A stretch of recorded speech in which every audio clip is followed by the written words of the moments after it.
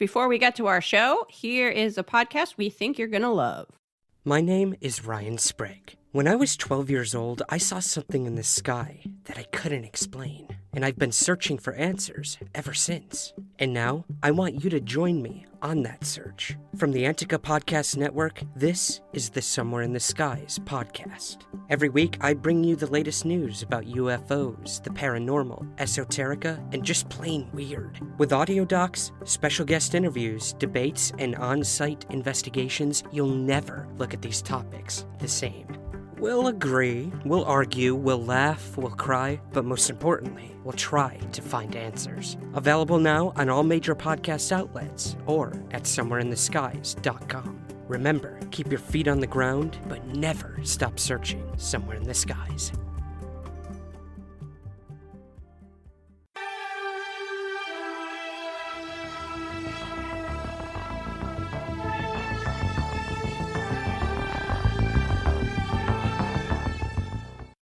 Welcome, 5 listeners, to season 2. Are you ready to solve some mysteries with us? The stack is back. That's really terrible.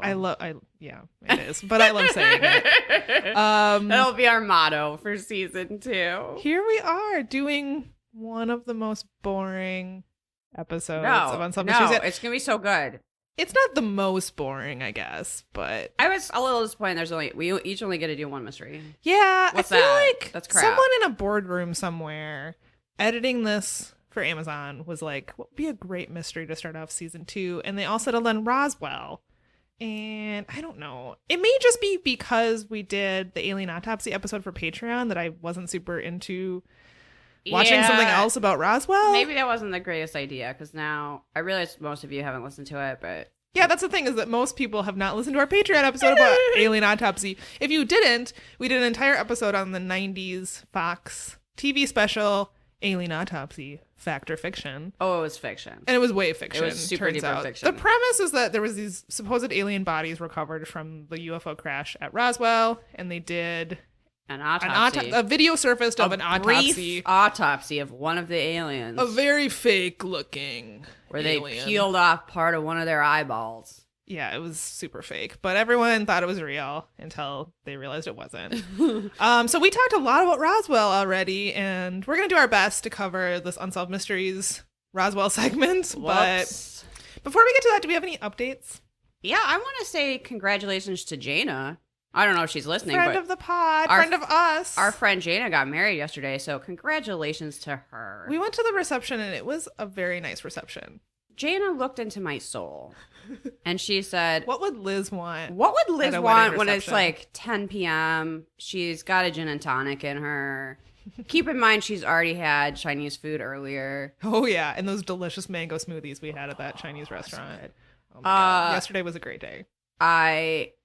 They bring out some apps, and I lift up one of those gigantic silver serving dish things What's with a under cover, here? and it's just full of a seemingly limitless supply of hot pretzels. And cheese. And I don't think I've ever been so excited to see anything in my life. Liz comes, so we're sitting in this balcony. We're on kind the of watching- introvert balcony, kind just of watching the surveying party. everyone. It was nice up there.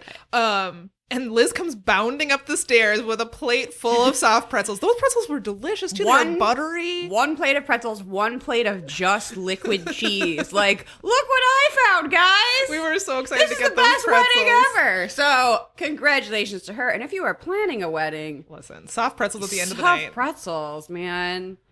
Apparently that's a thing, to have like a snack at the end of your night, which is very nice because you've been drinking all night. It's been a while since dinner. It's 11, maybe later, and you just want a snack, and then out comes the soft pretzels. You just want to eat 4 soft pretzels. It was amazing. Yes. Yeah, so congratulations, Jaina. It was a lot of fun. Let's see. Oh, I wanted to mention listener Christy from Canada, who has sent us a ton of Canadian snacks. It's the best package ever. I am so excited. Honestly. Listeners who didn't send us a big box of snacks, think about yourselves. Not only did Christy send us a big box of snacks, but Christy sent us a magic rock. Yeah. From the lake near where they live. It's sitting up in the window over us right now. And a sticker of Robert Stack that says, I give this parcel 5 out of 5 Robert Stacks. So we got ketchup chips. We got those all dressed chips that were delicious. The cheesies. I am obsessed with the cheesies. Liz really likes the cheesies. We haven't broken into the chocolate yet, but we have a stack of chocolate bars over on. I'm just looking at them now, really wanting to eat them. Yeah, I can't thank Christy enough. That's so awesome. Yeah, it's really to send cool. us a package. Thank you so much. Yes. Forget the Patreon money. Honestly, I've been more excited about these snacks. We're in this for the snacks than anything else. I can't even believe that we have fans who want to send us things. That's weird. It blows my mind. It's so weird thank and you great. so much. Thank you, I'll post Christy. a picture of our little snack care Our haul. package Yeah. on Instagram, pre us digging in and eating and all, because we've been munching on them this morning. We actually had to put them in the kitchen so that we would not be tempted to eat them on the podcast. All you would hear would be crunching, us eating some cheesies. So. Yeah, that would be pretty bad. That'd be a bad podcast. Yeah, people would not like that. We Nothing people like more than eating into the microphone on the podcast. Yeah.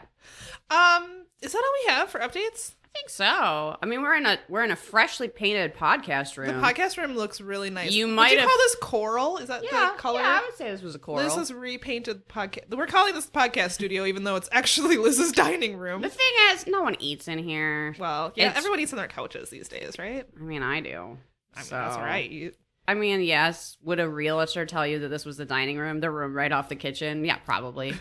But Actually, it's a podcast studio, so what happens in here much more regularly is podcast. So this is now the podcast room. Yeah. We just have to sit at a kitchen table to do it. like true professionals. Yeah. So, it smells a little painty in here. It looks really nice. We might get a little high on paint fumes. Yeah, well, I'll just make the podcast better. I probably. We got a stomach full of cheesies, and we're flying Breathing high in on paint paint fumes. Woo! Season 2. Wow, Here we go. One last update. We mentioned Patreon already. We just released on Friday, so 2 days ago, our Patreon episode for March, which was really fun, and it was all about ghosts. We watched Sightings. The Ghost Report. The Ghost Report, which was another TV special. That had a shit ton of ghost stories in it. Lots of ghost stories. So if you and like some a big ghost story- mustaches and some big hair. Yeah. So you have to give us, $1. $1 whatever. a month. Any Any donation amount. gets you a Just bonus pay what you episode want. a month. Next month we are doing that Deadly Women. Deadly Women. Deadly Delinquents. I can't So, wait. It's I'm gonna be super really good. excited. And then I think the following month we got some recommendations for Mothman documentaries. Yes. I think we're gonna do something about Mothman. I know very little about Mothman, so Same, but it because freaks I me literally asked Samantha just randomly last night at dinner. So what's Mothman's deal? out. Really, didn't have an answer. I don't actually so what? know. He's just a big moth? Like what? So we have a lot to learn. Yes. So if you're interested in that bonus content, subscribe and support the show on Patreon, patreon.com/perhaps it's you. Let's jump right into these mysteries now. You've got the first I one. mean, we only have 2. It's kind of a bummer we have to start season 2 off with a lost love, but Well, here we go. You know what? This is kind of a sweet lost love. It is sweet. It's not a romantic lost love, so maybe It's a lost Samantha friend. will like it more. 'Cause Everyone knows I don't like romance. There's no romance to it. We're going back to the Vietnam War, listeners. Think back. You probably weren't alive, but maybe you were. Maybe. Maybe you're my parents. So then you were. Shout out Liz's parents. Yeah, shout out to my parents. We're going back to 1965. This is the case of Jim Meade, and he was seeking his nurse. So when he was 18, he put his college plans on hold to sign up for the war and became an Army helicopter pilot, which is a very dangerous position, and they were more likely to be injured or killed in battle than even normal soldiers. He ended up serving there for only 3 months as he was transporting troops to and from missions. He was shot down twice and survived, but then on May 8th, 1967, he was shot down a third time and was severely injured and was not able to go back. Getting shot down in a plane 3 times is crazy. Yikes. No, thank you. Sounds terrible Awful, in every yeah. way. And also, his skull was fractured. Ugh. The The third time, right? Yes. The first 2 times, it seems like his injuries were pretty minimal. Minimal, yeah. But the third time, he was very severely injured. They don't go into like the full extent of his injuries, but he had a skull fracture from a helicopter blade. And Oh my god. when they show the reenactment, his entire body is bandaged. He's in a coma. He, even when he wakes up from a coma, he can't speak. He has to like relearn how to walk and do just daily activities. Yeah. So he was very severely injured. Well, his family, this is like so unfortunate. His family gets a telegram that just says he's severely ill. Oh. It's like with no other details. So they show up at the hospital to like find him, and they're like, "Oh, we don't have a room for Jim yet, so you'll just have to wait." And they're like obviously like very anxious and impatient to see him. So they are like pacing around, and they see a soldier on a gurney who's like writhing in pain and totally covered in bandages. And they're like, "Oh, we feel bad for this guy." Well, it turns out that's their son. I know, it was awful. And the hospital hadn't told them that. And so when they finally are like, "Oh, we found a hospital room for your son. He's in there." They're like, "Oh my God, it's that guy that was just in the hallway writhing in pain." So he was in a coma at first, but he was making what they called animal-like sounds, which wasn't particularly nice, and was like flailing. And the doctor sort of warned his family, like, prepare for the worst. Like, he might not really recover from this. They put, what I thought was cool was that they ended up moving him into a section of the hospital with other vets, and while he was in a coma.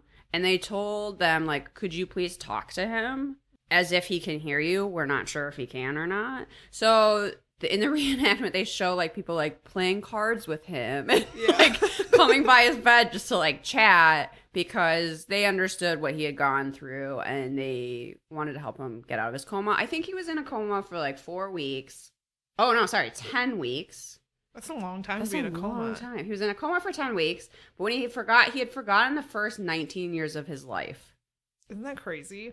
He was unable to walk, and he began to recover with the help of an Army physical therapist named Lieutenant Betty Stevens. And so the lost love is he's trying to find Lieutenant Stevens. Because she helped him so much in his recovery. Yeah, and I think that's really nice, because I'm sure that's can be thankless work sometimes. Oh, yeah, for sure. And he really credited her with putting him on this path to a full recovery. Yeah. In the reenactment, they show instances where he really wanted to give up because he was really struggling to do basic things like crawling across the floor. And she would get down on her hands and knees and crawl next to him and encourage him to keep trying and keep going. And he says basically that if it hadn't been for her, that I may have just given up. Yeah, because everything was so frustrating. And they had a reenactment where she like comes to his bed when he can't even speak and is just crying because he doesn't know what to do. And she's like, I know this is horrible, but like every day it's going to get better and blah, blah, blah. So he really credited her with like putting him onto the path to full recovery. And they show, you know, we see him in the 80s present, and he's become a psychiatrist, I think. Yeah, he was super successful because he made a full recovery. I also really like the part of the reenactment where he said one of the hardest days was when he was trying to crawl across the ground. So that was where he had to start. Yeah. And those two other patients were laughing at him. And she got up and yelled at them and made them leave. She like got in their faces and was like, how dare you, blah, blah, blah. And right. humiliated them. He was injured serving our country. Yeah. And he's trying to do things that are super easy for you. Why don't you just get out? Go fuck yourselves, basically. Yeah. And I thought that was really great. He was great. like, oh, that meant so much to me. And I was like, yeah, go Lieutenant Stevens. Yeah. She's going around screaming at patients and... and giving Jim here pep talks. And she clearly, awesome. She put a lot, I mean, physical therapy is an important job, but I feel like she sort of went above and beyond even what she needed to do. Yeah, to make sure that Jim got better. And even just from like my limited personal experience, like a good physical therapist really does make a huge difference. Yeah, and especially can you imagine how hard it must be to relearn how to walk?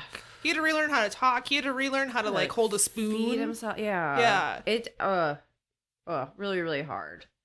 And surely really frustrating. So at some point, she could only work with him for like an hour a day. Obviously, she had other patients. Yep. So they end up sending him home with his family, who were working with him 12 hours a day. insane. And I was like, let the guy watch some TV. 12 hours a day? That's nuts. But I'm sure that helped him get better faster. I think so. So and that's a lot of dedication too. yeah. From his family. Yeah. To put in that much time to help him recover. Edit that out. Okay. So a year after they met, Lieutenant Stevens and Jim had to say goodbye. She was leaving the Army. She had not at that point seen him walk on his own, which was one of the reasons that Jim wanted to find her. Yep. And he wanted to thank her for all of her help. And Robert Stack sort of hilariously phrased it as the simple but eloquent words, thank you.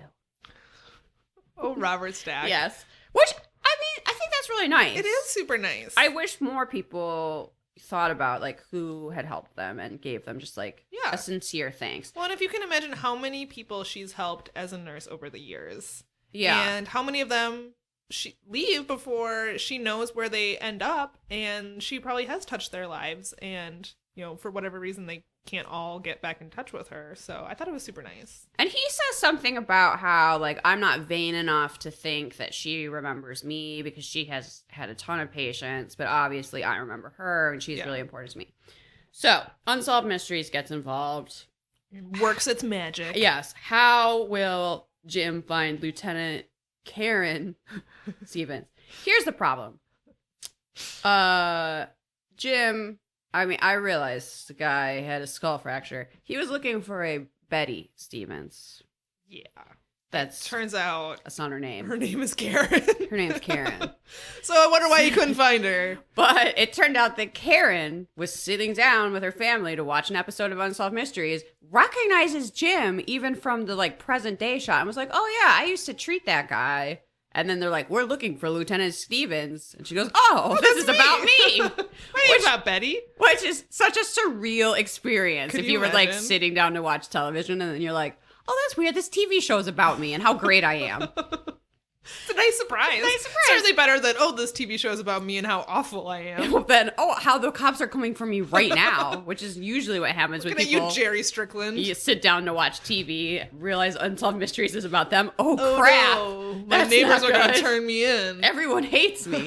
But instead, this woman went, oh, yeah, I remember that guy. He was nice. Yeah, my name's not Betty. That's probably didn't help him find me. Also, she had gotten married and changed her name, but also her name's not Betty. I mean, there's that. But so they, you know, Unsolved Mysteries reunites them. They have a little, I don't know, A hug. It was super conference. sweet. She has I mean, you see this woman and you go, yep, that woman was a physical therapist. She just has like a look of like a friendly but no nonsense nurse. Yeah. And she gives him this hug where she gives him this like pat on the back that's like, I can't explain it, but I was just like, yeah, that is the hug of someone in the medical field where it's just like, do-do-do. Good for you, but we're also done hugging. Like, Yeah, I loved her. yeah, she seems really cool. He apparently wrote a book about his experiences. If anybody wants to read it, it's called "Making Your Own Reality: A Survival Story." I'm sure it's very motivational. Yeah. So they were reunited in 1989. Is that a picture you drew of his tie? I'm looking No. at your notes. Is that for the next? This is actually Robert Stack's tie, and I just wanted to make sure that I mentioned in the fashion segment that it's terrible. I don't remember that, but it had polka dots. It's like an 80s geometric, Oh, like in maroon. I'm surprised I didn't remember that. Also, I forgot to mention that we see Robert Stack in Arlington Cemetery because they have a section for Vietnam nurses that died in combat. So I thought that was really nice. Yeah, that was a cool exterior shot and kind of a reminder of people that I don't know that Don't we get think a lot of about a lot. recognition. Yeah, it's like a sweet little story. There's not a ton to it though. Like, good job, Karen. I'm glad she was so dedicated to work, and I'm glad Jim pulled through. And It's a very uplifting, sweet story. yes, it totally is. But There's not a ton to it. that's it. I think we talked about it. So we can talk about Roswell next. Oh, okay. So, well, where to begin? We can begin with Robert Stack in front of an aircraft hangar at night. Yeah, he looks good in This front is of an the aircraft. classic hangar at Unsolved night. Mysteries moment. We kind of zoom in on Robert Stack. He's in the khaki trench coat. He puts his hands in his pockets. It's very well lit. Yep. It's very well, like, the shots are very well composed. Like, they knew what they were doing. It's very well done. He tells us that something strange happened here at Roswell. Something that cannot easily be dismissed. But you can tell from his face, he's like, also, it's bullshit. Because he doesn't believe it. Speaking of it's bullshit, I wanted to shout out our friend Rob Christopherson over at the Our Strange Skies podcast. He sent us some information about Roswell. He's of the opinion, I believe, that there was no alien crash landing at Roswell, which surprised me for someone who runs a paranormal alien podcast. Yeah, not a skeptic in terms of UFOs, just in this case. In this case. And he sent me some articles, and I don't remember, we could post them maybe on Twitter or something. Someone who had written a couple books about Roswell and is also of the opinion, after doing extensive research, that there was no... See, that's interesting because... UFO crash at Roswell. We found out last year that the government does have alien alloys. Yes. And has been hiding evidence of UFOs. And there's like a whole secret UFO department in the Pentagon, just like the X-Files told us there was. I was sort of like, well, I guess something maybe did crash at Roswell then, and that's how we got these alloys. Right. But it seems like, and I don't know that this is true for the entire, UFO paranormal research. I'm not even sure what to call the community, but this guy, and I feel like I looked him up. Nick Redfern wrote that's a fake name. Several books, including Body Snatchers in the Desert and the Roswell UFO Conspiracy. You can find these articles at mysteriousuniverse.org. And I thought the articles were really interesting. Clearly, he wants you to buy his books because he doesn't go into a lot of detail. But he says, I am far from convinced that alien creatures crashed and died outside of Roswell, New Mexico in the early part of July 1947. All of the data I have uncovered points in the direction of top-secret controversial experiments involving high-altitude balloons and human guinea pigs.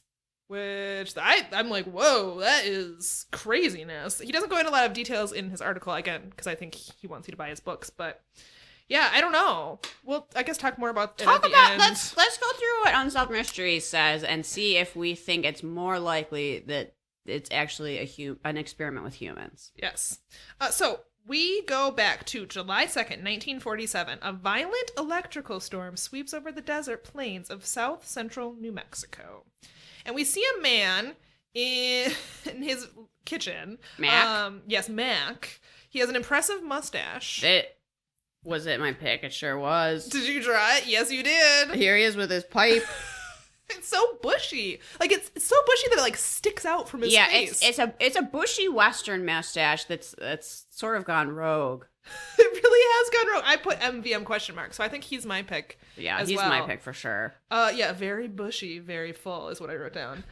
This is Mac Brazel. Brazel, I think. He is in his remote ranch house waiting out the storm. And smoking his pipe. Yeah, he had died by this point, but Mac's neighbor, Loretta Proctor, says that Mac was an old-time cowboy, that he was very serious, and that if he told you something, you could depend on it. And he did. He seemed kind of like a grizzled old cowboy. Yeah. Living on his ranch. Not a guy that was, like, looking for UFOs. No. This is just a guy minding his own business, trying to feed his cattle and whatever. Next, we get a pretty good reenactment of the UFO crash, complete with, like, I don't even know how to describe those sounds. Yeah, I don't know. Like zippy, crashy sounds. Zippy, crashy sounds. And a flash of light. Yes. Robert Stack tells us that apparently Mac heard a clap of thunder that sounded different somehow. Kevin D. Randall, who is only described as a writer, tells us that Mac went out riding the range the next day in search of good grass for his cattle, when he found the debris field spread out near his ranch house. Something had clearly crashed the night before, and it had broken up beyond identification. They estimate that the debris field was 3/4 of a mile long and 200 to 300 feet wide. Kevin Randall said that scattered across the field was material that, quote, we refuse to call metal because the descriptions of it are more like plastic. Pieces of the material were described as being 3 to 4 feet long, but as light as a feather. They didn't have plastic then, Samantha. I don't know. Also, this woman was like, it was like wood, but it wouldn't whittle. That was her proof. It was very strange. It was from aliens. There The were unwhittleability. I know. That's how you know that it's alien material if you can't whittle it. There were metal-like beams that were flexible but very strong. Robert Stack says that some of the metal has had unusual tensile properties. And this is interesting because the Roswell witnesses in the alien autopsy video said things very similar. Yes. And the reenactment shows Mac crumple a piece of it in his hand, but when he opens his hand, it goes back to normal, which is exactly, almost word for word, what one of the Roswell witnesses said. Yes. That when you crumpled it in your hand It and opened your makes hand, it seem kind of believable to it me. would go I gotta say. back to normal. I know. I think it's interesting. Later that day, Mac went to visit Loretta and her husband. Loretta says... I wish my name was Loretta. I know. Such a good name. Such a good There's name. a lot of good, like, Southwestern cowboy names in this. I wish my She was name married to Loretta. a man named Floyd. Of course she was. Because of course she was. Loretta says, and this is hilarious, that for Mac, he was excited. So this is clearly not a guy. We talked about this in the alien autopsy video, too.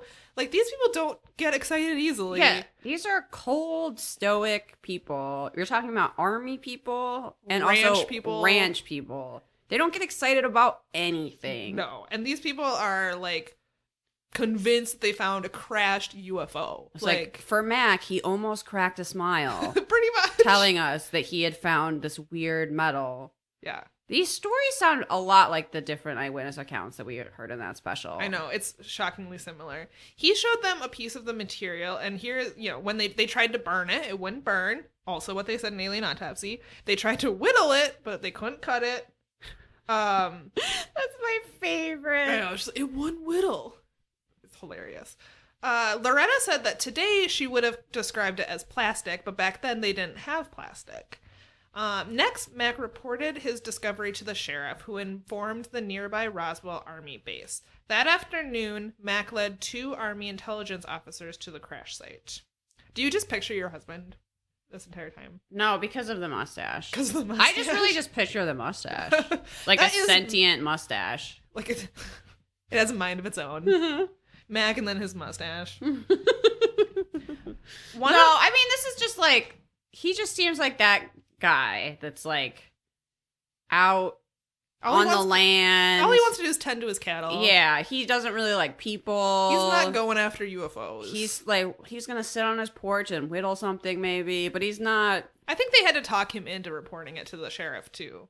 He was just not that kind of guy that made waves. Or probably didn't really like the sheriff. Probably. You know? He probably just wanted to stay on his land and do whatever he wanted, you know? Yeah, exactly. Speaking of the sheriff, one of the officers was Major Jesse Marcel Sr., who was an experienced combat pilot and who investigated air accidents during peacetime. Despite his experience, Marcel was unable to determine what kind of craft it was. He died in 1982, but before his death, he gave an interview about UFOs to a documentary film crew. They show part of the interview, and he basically describes the crash site the same way everyone else does.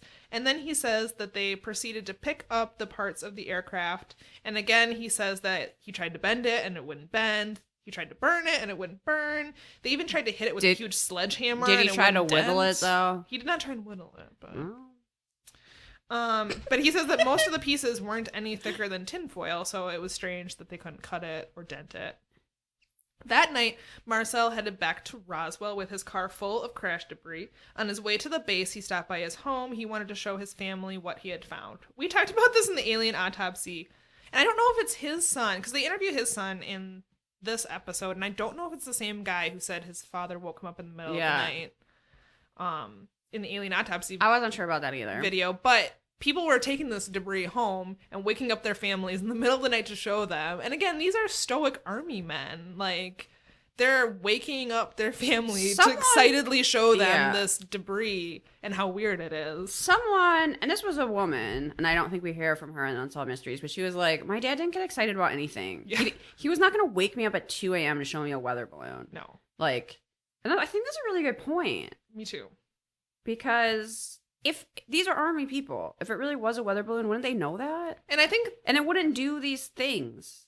And I think it was Marcel, because he was in Alien Autopsy, and I'm pretty sure it was in that show, where he said, I I investigate aircraft accidents. Like, I've seen every type Right. of aircraft we Debris. have, and this was not something we have. So I guess you could argue that the government maybe can have experimental technology that this guy hasn't seen But before. some of these people work for the army. Yeah, exactly. And he knows what kind of technology we have. I don't know. It seems realistic to me. It seems Look, plausible to I me. thought this was all nonsense. I did. But where do these alloys come from? Exactly. So now I can't be the skeptical bitch that I once was. I have to go, well, maybe. Yeah.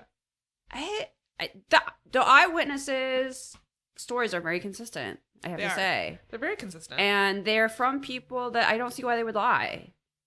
No, What would they have to gain? No People clue. thinking they're nuts? Like, that is, what? pretty much. Yeah, these are also the type of people that would get ridiculed, I'm sure, for claiming that they saw a UFO Yeah. and an alien body. I don't like, think they're not that going to do people that that unless want they that. really believe it. So That's interesting. I find them believable. So Marcel and his son look at all of this debris. The most remarkable piece was an I-beam with strange geometric writing embossed onto it in violet. Which, Does that sound like the army would do that? Write something in violet? No, Probably it not. doesn't. so over the years, they often talked about what they saw that night, and they came to the conclusion that, quote, it was not of earthly origin. His son is interviewed for the show. Next, we hear more about Roswell. It was home to the 509th Bomb Squad, the Air Force's sole atomic bomb group at the time. It was a closed base, and personnel stationed there required a high security clearance. It is believed that the following morning, some of the pieces of the craft were flown to Wright Field near Dayton, Ohio. That same morning, Colonel William Blanchard, the commanding officer, made a crucial decision. He went public with the story of the discovery. I'm pretty sure we hear from the same public information officer who was interviewed for Alien Autopsy. So he says that Blanchard ordered him, his last name is Hott, Lieutenant Walter Hott, to put out a press release telling the country that the Army had found a crashed flying saucer. Which I is don't- very strange. I don't understand that at all. Yeah, why the Army would say that. I don't understand if they did or if they didn't, why they would say that. No clue. The press release read in part, the many rumors regarding the flying disc became a reality yesterday when the intelligence office of the 509th Bomb Squadron was fortunate enough to gain possession of a disc through the cooperation of a local rancher. That's so weird that the government would say, we found a flying disc. Yeah. I don't know. The same day that Hott took the press release to the media, an engineer, okay, this part is weird, for the Soil Conservation Service made another remarkable discovery. Barney Barnett of Socorro, New Mexico, who had sadly passed away by this time, was described by his friend Vern, of course, as a real straightforward kind of guy. He wouldn't tell you a story out of color or nothing, is what Vern said. Aww. And this is why Vern was surprised when Barney told him about a crashed flying saucer. So Barney said that he came upon an oval-shaped object in the middle of the day. The reenactment of this, I put it on our Instagram story. Ugh. It is something else. I love his hat. He's wearing like a Dora the Explorer hat. He sure is. He's really out to discover things. He's got his little pickaxe. I don't know what someone from the Soil Conservation Service does, but he's out there squinting He's at getting this some flying soil disc. samples, I assume, and then it's like, I guess. aliens. I know. So it was in the middle of the day. It had crashed and broken open, and there were 4 beings laying around on the ground. And- According to Vern, This reenactment is rough. yeah, this. These are the fakiest, fake I also aliens. put them. Listen, follow us on Instagram. I will oftentimes put these hilarious reenactments in our Instagram story. Oh my god. Oof. Also, I hope Unsolved Mysteries gifs, if you're listening, we need a gif of these fake aliens. They're hilariously fake, Made kind of of hideously fake. Also, yes. I don't Are they made know. of just styrofoam and house paint? I think so. They're pretty bad. They're pretty bad. I mean, Robbie Stacky would be a huge improvement over these aliens. You really would. So according to Vern, Barney described them as having large, out of proportion heads. They were also wearing clothing that looked a little bit different. Oh, well, they must be aliens then. I also thought Vern must originally be from Minnesota. Because that's how The way he phrases. describes things, they were different. Yeah. They're from outer space. Come on, Vern. They were Different. It was a little unusual for my taste, but they were also from another galaxy. Yeah, you know, I mean, minor detail. Barney stumbled upon the wreckage at the same time that a group of nearby archaeology students also found it. So there were apparently a lot of witnesses to this. The military had apparently found the crash site while doing an aerial search, but they arrived after Barney and the students, And not then we're in like, time oh, to fuck. secure the area. Yeah, you see a kind of a funny reenactment of these very serious army men rolling in this convoy of vehicles. And I said on Instagram that it looks like the fun police is rolling up to kind of break up the party. Nope. Which is exactly what they did. They showed up and they were like, all right, folks, listen. You didn't see anything. You didn't see anything. Also, never speak of this. Also, we're coming to kill you and your family if you do. Yeah, the army immediately made the group leave and allegedly warned them not to tell anyone about what they had seen. So they were threatened. Who were those archaeology students? No one knows. No one knows. Did they ever say anything? Probably not. Did the army kill them all? Maybe. They were I mean, probably not. disappeared. The next day, newspapers across America published stories about the supposed crashed UFO. But then, Brigadier General Roger Ramey, who was the ranking commander of the 8th Army Air Force at Fort Worth, issued a new press release stating that the material recovered in New Mexico was actually the wreckage of a U.S. Army weather balloon. Mm-hmm. But no one who witnessed the Roswell crash debris believes this. Loretta's husband, Floyd, purportedly saw Mac surrounded by Air Force people. They walked right past him, refused to speak to him. They assumed that he was in trouble based on the look on his face and these guys escorting him into a vehicle. Uh-oh. From that day on, Mac would never talk about it, except to say that if he ever found something else, he wouldn't report it.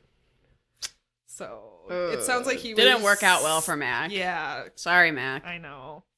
So then they talk about this MJ-12 memo that was mailed in the 80s anonymously to a UFO researcher, and I'm going to read part of this memo. Okay. They didn't talk a lot about it, just that it showed up. The memo says in part on 07 July 1947, a secret operation was begun to assure the recovery of the wreckage. ... Aerial reconnaissance discovered that 4 small human-like beings had apparently ejected from the crash. ... About 2 miles east of the wreckage site. All 4 were dead. ... Civilian and military witnesses in the area were debriefed, and news reporters were given the effective cover story that the object had been a misguided weather balloon. I don't know about this memo. I feel like, when the army is covering the shit up, do they send out memos that literally said, oh, about the cover up? This is what we did. Like, it doesn't make a lot of sense. You know how we're currently in the process of a cover-up where here's the scoop. Here's the cover story we gave the media. I don't know. Maybe it's real. It was sent anonymously to this UFO researcher. There's probably more to the story. Unsolved Mysteries doesn't really go into it. I'm not sure I believe there was a UFO crash, but I really don't believe it was a weather balloon. Does that make sense? Yeah, it does. Maybe It was something else they were experimenting with. Maybe we should learn more about these human experiments. But wouldn't people just know they were humans, though? Why would they think they were aliens? I don't know. Maybe the government would rather people spread rumors about dead aliens than dead human subjects of experiments. Well, yeah, sure. They don't want to admit they're killing people. I would believe that, but I just feel like the witnesses would go, "Oh, those are humans." Yeah. Would you, unless they were threatened to the extent that they really believed the government would kill them. So they said they were aliens? Maybe. I have no clue. That's weird. I mean, the U.S. government has definitely experimented on people, yes, but I don't get this experiment. I'm sure there's more to it. Maybe if we knew more about it. For what? Maybe if we knew more about it, it would make more sense. But maybe it's that I would rather believe that it was a crashed UFO than the government killing people. I just kind of find the eyewitness testimony believable. I kind of do too. So if there are alien alloys, if I have to accept that that is a fact, apparently, then why would this not be true? I don't know. We do get another account of a witness. Briefly, we get the account of the only other person besides Barney who has ever admitted to seeing the alien bodies. His name was Oliver Henderson, also known as Pappy. According to his wife, he was entrusted with many of the country's top secrets. And he was so trustworthy that it was 34 years until he finally told her what happened that night.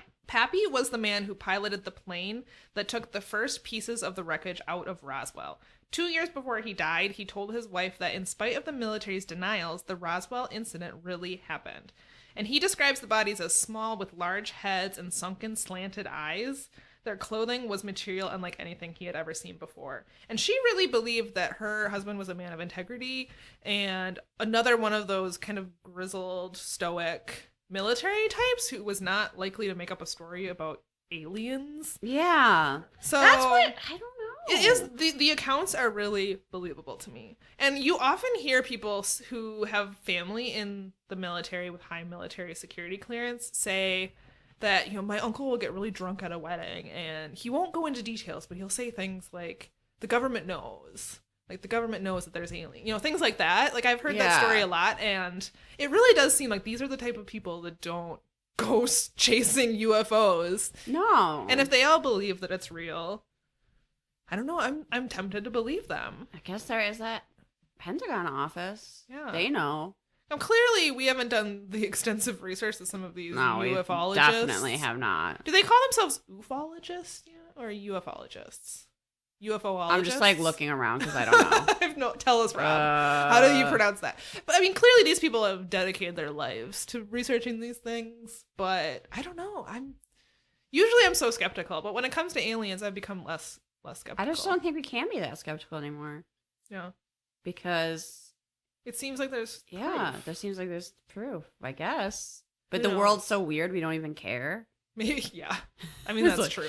It's true, I think, that we have, like, our world has a lot of, I mean, it always has a lot of problems, but in particular, I feel like we're in a tumultuous time, and it's kind of like we have so many immediate problems that it's like, yeah, thinking okay, about there's aliens is like, I mean, we gotta survive. It's interesting, but there's more immediate concerns, so we're kind of just like, whatever. But yeah, I don't know. What do you think about Roswell as a story? Do you find it interesting?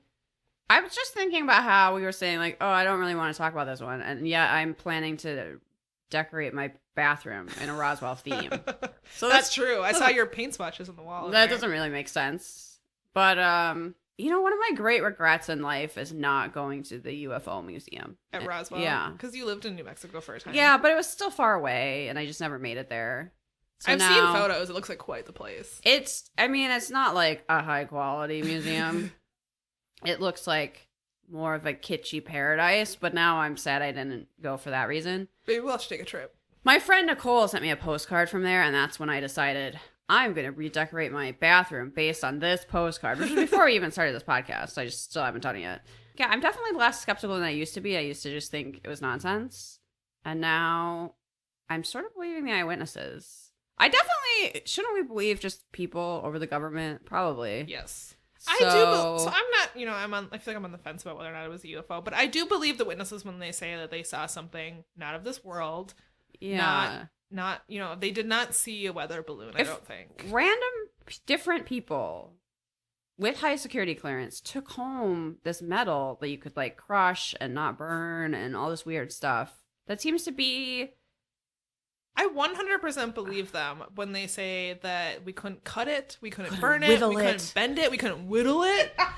And so that either means that it's something the government is experimenting with, or it's an alien why won't craft. they share that with us? I have no idea. I'm sure we could all use that weird metal for and something. The part about there not being any machines, like, we don't know what kind of technology aliens might have. Like, maybe they don't need machines to transport themselves. Who knows? There's probably creatures out there that we can't even fathom because it's so outside of the realm of what we've experienced that how do we know that just because we only saw pieces of what looks like tinfoil that it couldn't have been a flying saucer? Right. I don't know. It seems like we have no way of knowing. My brain, the more I really, think about it. We have no way of knowing because what kind of like technology anything they could might be possible, have. Really. Yeah. It's just like the fact that if Bigfoot is a ghost, then anything is possible. And we know Bigfoot is a ghost. And then we know Bigfoot is a ghost. So if an alien really crashed at Roswell, it's like, well, who's to say then? Right. I don't know. Who's to say? Who's to say? So, listeners, tell us what you think.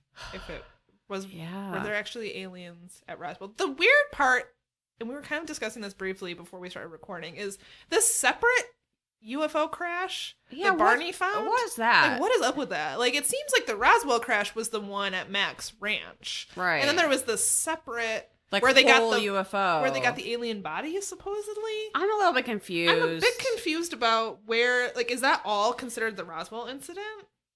Yeah, I don't know. Because for some reason, and I don't know a ton I thought the about bodies Roswell. were at the other one. Me too. That's what I thought. I thought the bodies were recovered there, but it seems like they weren't. Mac didn't say he saw bodies. Right. And there was I other mean, people... I guess it's like how splattered out was the debris.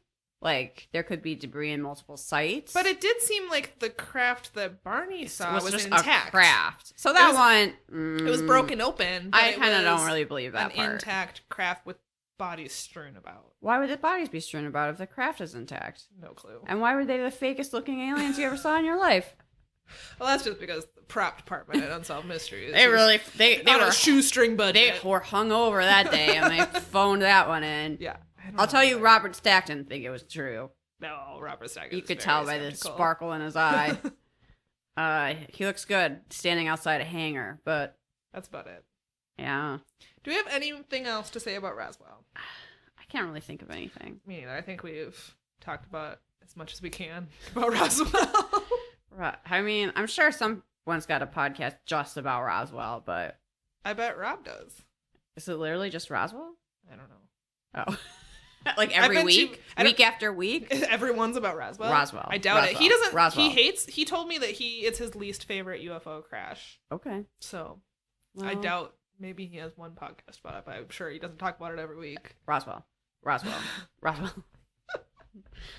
Maybe we could make a podcast just about Roswell. No, we definitely couldn't. Let's not. We definitely couldn't. All right, so let's rate this episode. What did you think about it as far as mysteriousness?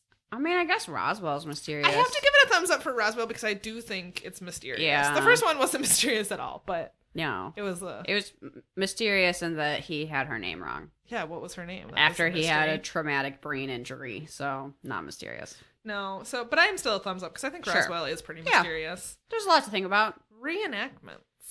They were all right. They were okay until you see those alien dummies. Those were pretty bad. So I'm going to give it a thumbs down for that. Yeah, they were just okay. Fashion. I don't know. Other than Robert Stack, there wasn't nothing stood out to me. I kind of liked Mac's neighbor's fashion, which is some like solid Western wear. That's true. But yeah, sideways or thumbs down. I'm not remarkable. Sideways. And yeah, Robert Stack's outfit, the khaki trench coat was good. It was a great way to start season 2. You noticed his awesome tie. Ooh, it was rough. It was a very 80s businessman tie. I'm sure it was silk and expensive, but man, oh man, is that design bad. It's not timeless. No. Mm-mm. So an MVM, I think the actor who plays Mac definitely gets MVM. Reenactor. Definitely gets MVM. What do you rate this episode out of a possible 5 Robert Stacks? Okay, so you only get 2 mysteries. There's an update that's totally not needed. The update is so stupid at the beginning. It's very long. Yeah. 3? I was going to do 2.5. Yeah, I think that's fair. I do find Roswell interesting, but I didn't think this episode did it justice. That's exactly what I was going to say. I think there's interesting stuff to talk about, and it's not really in this episode so much. I wish they had a bit more eyewitnesses, which I feel like are out there. We saw him in Alien Autopsy. Yeah. It's just, I'm still confused about these 2 different crash sites. I feel like they didn't go into a lot of detail. Despite how long it was most of the episode. They didn't give a lot of details. No. So I'm kind of not impressed with their handling of it. Me neither. So yeah, 2.5 I think is fair. 2.5. All right. Our first recommendations. Of season 2? Of season 2. What do you got for us, Liz? Oh, I'm going to be you. And recommend a book? Yes. Well, I'm also not only going to recommend a book, I'm going to recommend our book club book. Yes, we have book club today. This book was really good. I'm going to beat you to it and recommend Lady Killers by Tori Telfer. Yeah. Deadly Women Throughout History. I love this book. This might be my favorite book that we've read for book club so far. You get 1 chapter per female serial killer, which I feel like is just the right amount of information. Yes. Some of the books that we've read, I've learned exhaustive detail. I'm not entirely sure that true crime is my book genre. Yeah. Because sometimes it's just a lot of information and it's more information than I need.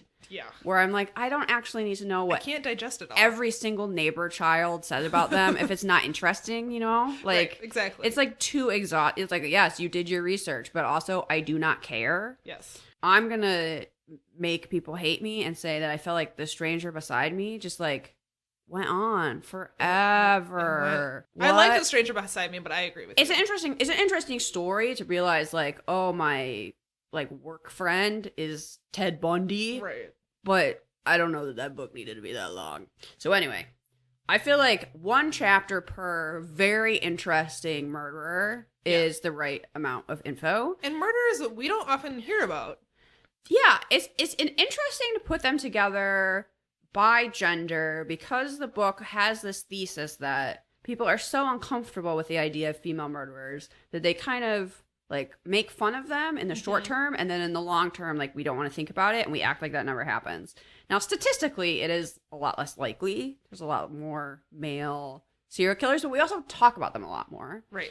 And some of these cases are really interesting. So interesting. And you never hear about them. Yep. And you'll learn a lot about arsenic poisoning.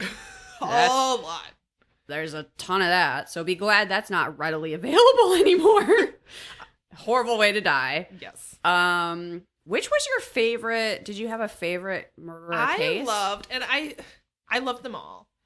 They're very interesting stories. Did you listen to the audiobook or did you read it? I listened to the audiobook. I loved the audiobook because the narrator's really good. She is. The book is kind of funny. Like, it's tongue-in-cheek at times. Yeah. And it doesn't take itself too seriously, which I really appreciate in a true crime book. I think it was the first one, Ajebet. Yes. The Batsuri. Countess. I really appreciated that one because she takes the approach that, because a lot of these are very old stories and there's not a ton of information, so it's hard to determine what the motives were for these murders. In some cases you can deduce, Right. but this one in particular and some other ones, they seem like they were just sociopaths, and we often don't hear about female sociopaths because like what she said, we don't want to believe that women kill because they think it's fun, right? Like, that's an uncomfortable thing to think about for a lot of people. And that truly was a case where this woman enjoyed Killing people. torturing and killing Yeah. people. And that's not not that I find stories of torture and murder fun, but I just thought it was interesting because it's something I've never read about before. Yeah. And she handled it really tactfully, and she approached it in a way. That's a person, too, that when people do talk about her, they, like, sexualize her in really gross ways. And she talks about, like, why that might be. Yeah, and I found that super interesting. Tries to sort of separate the myth from reality. Yep. I thought there was sort of an interesting class divide where you see some of the killers were killing, like, this countess because they've gone, like, mad with power and no one can stop them. They kill people They're totally above the law. Yep. And then you also see people like so down and out that they have like no options. Mm-hmm. And that's sort of their motivation for killing is they're like, I'm going to kill people for their life insurance. I'm going to kill the children I probably didn't even want to have. Right. I'm going to, you know. Exactly. So that's kind of interesting to me too. My one complaint about the book is I wish it was in more of a chronological order. Yeah, it was bounced around a lot. It does focus on one killer at a time, but I wish it was more in order of like when they were born or something. Yeah. You do get different parts of the world, which is interesting. Like there's one in Egypt, there's one in Morocco, but I loved that. Sort too. of like typically you don't really get anywhere south of the equator, I don't think. No. But and so you get the people that are just drunk on power, and they're killing basically people who are no one. They're killing the serfs in Russia, where basically it was legal to just, you know, if a few of your servants died, no one's gonna look into that because they owned them. Yeah, they literally referred to them as souls. Right. So and then you get the other, you know, you swing all the way to the other end where these people had no other options in some cases, and it's really sad. But it's also the stories we don't hear about because I don't know, they're not sexy. You know, it's not Ted Bundy. Which, pretty much. Yeah, I love that book. Highly recommend it. I really recommend enjoyed it. And yeah, if you want a true crimey thing, check it out. Yep. I'm recommending a Netflix show Ooh. that is totally the opposite of that. Good. Palate cleanser. I'm recommending a show that Travis and I like weirdly got obsessed with. Animal Airport on Netflix. Okay. And it's like, Netflix has a ton of shows right now from the UK, and this is one of them. And I don't know if they're all just really good. This one in particular, I think if you have kids, they would love it. It's very family friendly. It's about the international airport in the UK that I can't... Heathrow? I think it's Heathrow. Sure. They have a center there called the Animal Reception Center, which is... I am honestly picturing Paddington Bear sitting behind a little desk to check in animals as they get off a plane The carrying acronym is the ARC. Carrying their very cute. own luggage. It would be great if it was that. Yeah. You know, it's actual, like, where all of the animals that come in from international flights have to go through. And so it's pets, a lot of pets, but it's also exotic animals. And you see how they handle, like, when a cheetah comes through. And they have to, like... Who's moving cheetahs around? A lot of people are moving exotic animals. What? They go from zoos to, you know, different zoos for, like, breeding programs. A lot of people collect exotic animals. I don't like that. Learned, especially reptiles. And they go through and they have to, like, check on the animals and make sure that they've made the journey safely. And it's really interesting. You see a ton of exotic animals and how they have to, like, take care of them when they stop there on their way. I don't know. I found it super interesting. When the lizard pulls out his passport and then Paddington Bear stamps it for him. What's funny is that the animals do have passports. At least pets do. They have an animal passport. What? And there's really strict laws. I don't know I don't know what the rules are for Can the we United get States. Lenny Briscoe a passport? If you want to travel internationally with him, you will have if I bring him to Canada to get more all dressed chips. I'm sure it's different from country to country. I don't know what the US requires, but I want to get him a little passport. Oh my god. In the UK, they have to have a ton of vaccinations. They have to be within a certain time. They have to have, like, these worm treatments within, like, a couple days. They have to have blood tests for rabies, and, like, if your animal comes in without these, it has to go into quarantine. I don't know. I thought it's really interesting. There's only 2 seasons on Netflix, and we, like, zipped through them all.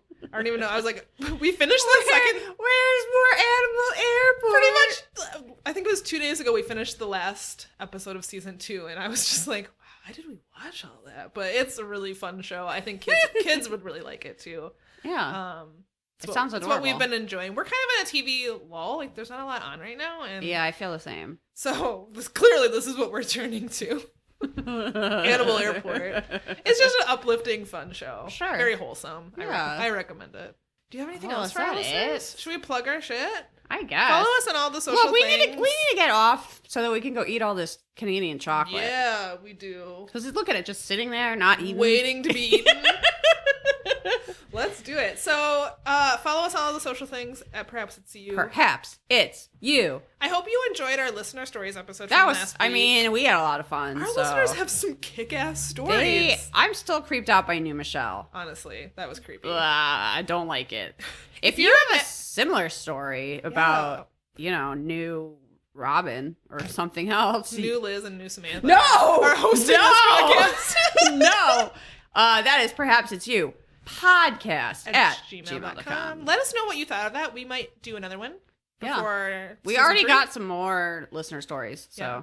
Send them our way. If you want to send us snacks, get in touch. Listen, we'll take them. We'll take snacks. If you've got an excess snack problem in your home and you go, what am I going to do with all these snacks? I think it's so interesting to see like what other countries have that we don't. It's the absolute best thing about travel. Yeah, all the snacks you can't have. Yes. If you're in Australia, listen, I'm pretty sure you have these Starburst gummy bears.